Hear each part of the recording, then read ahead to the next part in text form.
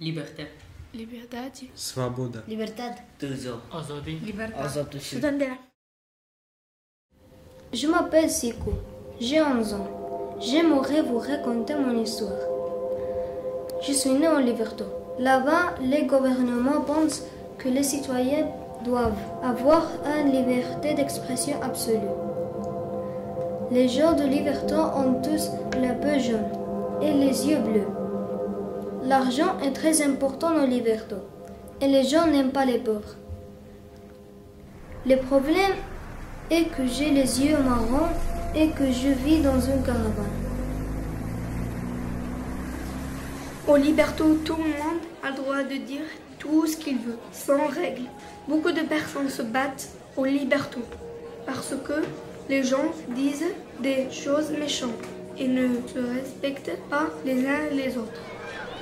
Quand j'étais petit, à l'école, beaucoup d'enfants m'insultaient et se moquaient de moi parce que j'étais défiant.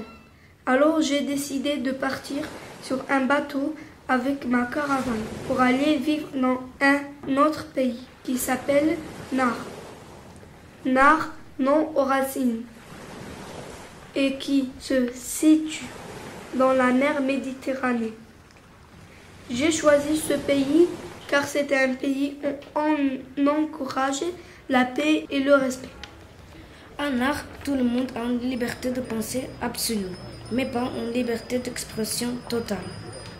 Il y a des limites qui permettent de bien vivre ensemble et de respecter les différences des autres. En art, il y a des gens de toutes les couleurs et de toutes les formes. Gros, petits, jaunes, rouges, bleus, avec les yeux de toutes les couleurs.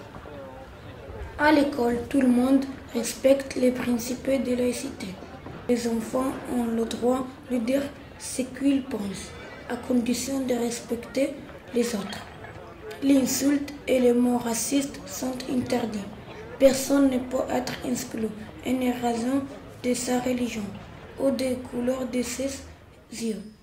Alors je peux me faire des amis car tout le monde m'accepte avec mes différences. La liberté est plus importante pour être heureux que l'argent. Mais trop de liberté sans limite peut faire de mal aux gens. Il faut que tout le monde soit libre, mais en respectant les libertés des autres.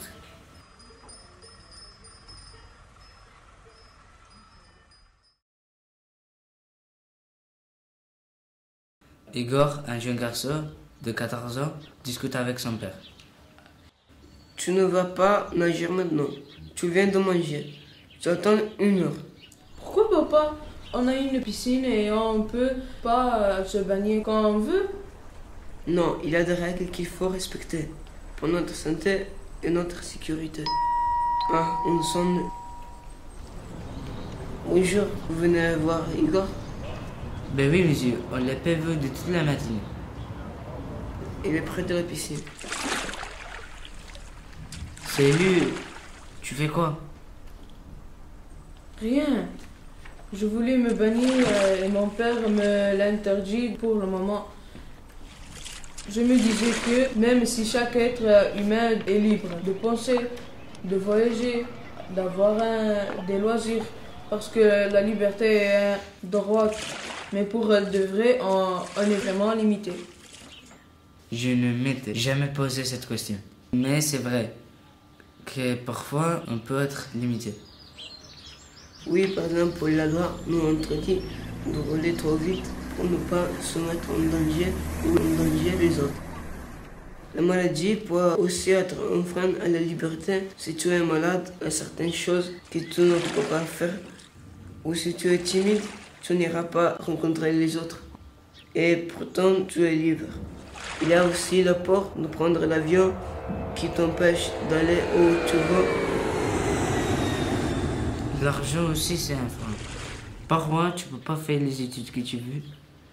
Si j'avais l'argent, je n'étais pas où je suis. Il y a beaucoup trop de bâtiments. On a un ensemble de gens qui ont des problèmes et se ressemblent. J'aimerais vivre dans un endroit où il y a plus de parcs, où il y a des gens différents qui habitent ensemble. Mais bon. Igor, On peut se bannir quand même. Oui, bon, ça doit faire 1 heure. Mais il ne faut pas faire pipi. Sinon, je risque d'avoir des problèmes.